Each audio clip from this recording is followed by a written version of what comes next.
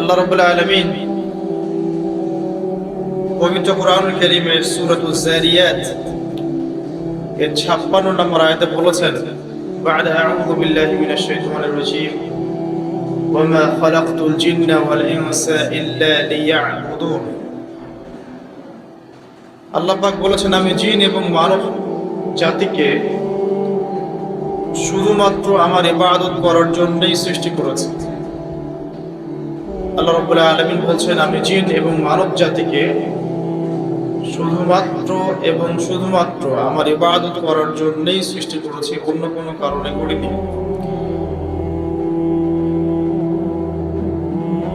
আমরা এই আয়াতটা কম বেশি সবাই শুনেছি,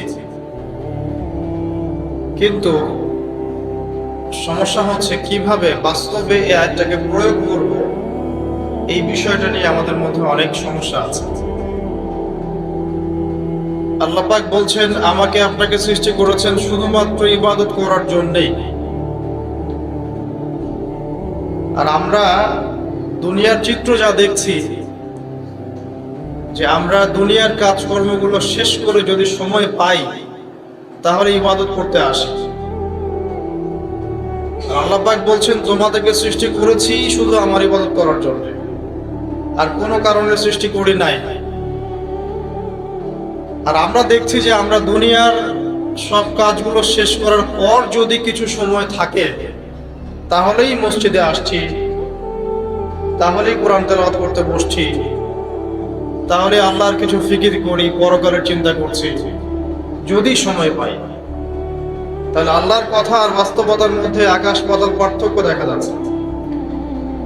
তো যদি আমাদের পুরো জীবনটাকে আল্লাহর ইবাদতে কাটাতে হয়, তাহলে বাস্তবিকভাবে কি করণীয়, প্র্যাকটিক্যালি আমরা কি করব, এই বিষয়টা নিয়ে আজকে ইনশাআল্লাহ কথা বলবো। মা তাওফীকি ইল্লা বিল্লাহ, আলাইহি তাওয়াক্কালতু ওয়া ইলাইহি উনীব।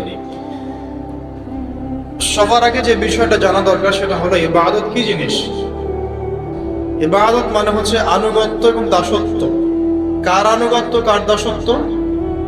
একমাত্র আল্লাহ রাব্বুল আলামিনের আনুগত্য এবং তার দাসত্ব। এই আনুগত্য এবং দাসত্ব কার পদ্ধতিতে হবে? উত্তর, মহান আল্লাহ প্রেরিত সর্বশেষ নবী মুহাম্মদুর রাসূলুল্লাহ সাল্লাল্লাহু আলাইহি ওয়াসাল্লামের দেখানো তরিকা এবং পদ্ধতিতে হতে হবে। তাহলে সারা জীবন ইবাদতে কাটানোর কি পদ্ধতি? সহজ উত্তর, পুরো জীবনের প্রতিটা কাজ যদি নবী সাল্লাল্লাহু আলাইহি ওয়াসাল্লামের দেখানো পথ এবং পদ্ধতি অনুযায়ী হয় এবং তার সুন্নাহ মাফিক হয়, ইনশাআল্লাহ তাআলা জীবনের প্রতিটা কাজই ইবাদত হিসেবে গণ্য হবে ইনশাআল্লাহ। যেমন জীবনের একটা বড় বিষয় হচ্ছে জীবনের লক্ষ্য নির্ধারণ করা। যদি কোনো ব্যক্তির জীবনের লক্ষ্য থাকে দুনিয়া, তাহলে আল্লাহ হয়তো তাকে দুনিয়া দিবেন, কম বেশি সে দুনিয়া পাবে ইনশাআল্লাহ, কিন্তু পরকালে তার কোনো অংশ থাকবে না। যদি কারো জীবনের উদ্দেশ্য হয় শুধুই দুনিয়া, আর যদি জীবনের উদ্দেশ্য হয় যে দুনিয়া আমার প্রয়োজন, এখানে আমি মুসাফিরের মতো আছি, যতটুকু প্রয়োজন ততটুকু গ্রহণ করব, ভোগ করব, এই দুনিয়াটাকে কাজে লাগিয়ে আমি পরকালে জান্নাত পেতে চাই, তাহলে ইনশাআল্লাহ তাআলা আল্লাহ পাক তাকে দুনিয়াও দিবেন, পরকালও দিবেন ইনশাআল্লাহ। যে ব্যক্তি শুধু দুনিয়ার জন্য দুনিয়া করে, সে ব্যক্তি দুনিয়া আখিরাত দুটোই হারায়। আর যে ব্যক্তি পরকালের জন্য দুনিয়া করে, সে ব্যক্তি দুনিয়া পরকাল দুটোই পাবে ইনশাআল্লাহ। কথা কি বুঝতে পারছেন? যে ব্যক্তি শুধু দুনিয়ার জন্যই দুনিয়া করে, এই ব্যক্তির পরকালের কোনো অংশ নাই, সে দুনিয়া আখিরাত দুটোই হারায়। আর যে ব্যক্তি পরকালের জন্য দুনিয়া করে, সে ব্যক্তি দুনিয়াও পাবে ইনশাআল্লাহ, পরকালও পাবে ইনশাআল্লাহ। তাহলে আমরা কি করা উচিত আমাদের? আমরা পরকালের উদ্দেশ্যে দুনিয়ার কাজগুলো করবো ইনশাআল্লাহ। এটা হবে জীবনের লক্ষ্য। দুনিয়া আমার প্রয়োজন, এখানে আমি মুসাফির। দুনিয়াতে আল্লাহ পাক নির্দিষ্ট সময় দিয়েছেন, কারো 20, 30, 40, 50 বা 100 বছর হায়াত আছে। এই সময়টুকুর মধ্যে নবী মুহাম্মদ সাল্লাল্লাহু আলাইহি ওয়াসাল্লামের অনুকরণ এবং তার সুন্নাহ মাফিক জীবনযাপন করার মধ্য দিয়ে পরকালে আল্লাহর রেজামন্দি এবং সন্তুষ্টি অর্জন করা। এই হলো জীবনের লক্ষ্য এবং উদ্দেশ্য। এখন জীবনের চলার পথে থাকবে পড়াশোনার ব্যাপার।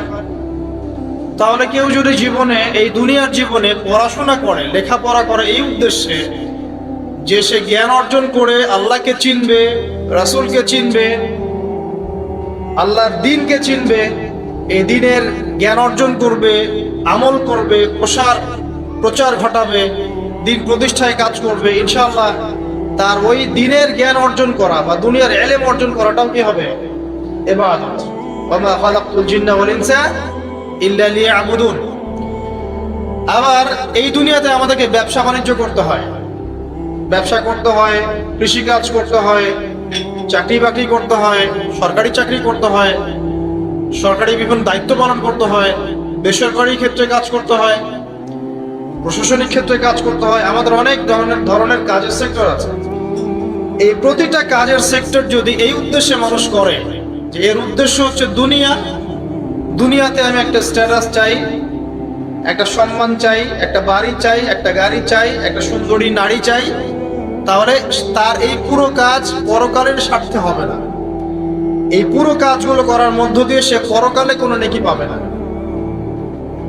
কিন্তু আমরা ব্যবসায়ী করি আর কৃষিকাজই করি আর সরকারি চাকরি করি বা বেসরকারি চাকরি করি, যাই করি, এগুলোর উদ্দেশ্য যদি হয় পরকাল অর্জন করা, এগুলোর মধ্য দিয়ে আল্লাহর সন্তুষ্টি অর্জন করা, এবং আমরা আমাদের কাজে সৎ থাকি, অনেস্ট থাকি, আশা করা যায় ইনশাআল্লাহ দুনিয়ার এই কাজগুলো ইবাদত হিসেবে গণ্য হবে ইনশাআল্লাহ। তাহলে জীবনের প্রতিটা ক্ষেত্রেই ইবাদত করা সম্ভব। আমরা কি করি দুনিয়াতে? পরিবারকে সময় দেই, বিয়ে শাদী করি, বাচ্চা কাচ্চা প্রতিপালন করি, এক কথায় পারিবারিক দায়িত্বগুলো আমরা পালন করি।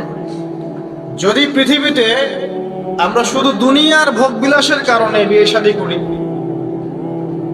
বাচ্চা কাচ্চা নেই, দুনিয়ার জিনাত, অনলি দুনিয়ার জিনাত, এইসব কারণে যদি আমরা করি, তাহলে আপনার দুনিয়ার কাজগুলো দুনিয়া হিসেবেই গণ্য হবে, এটা পরকালের স্বার্থে গণ্য হবে না। আর পক্ষান্তরে যদি আপনি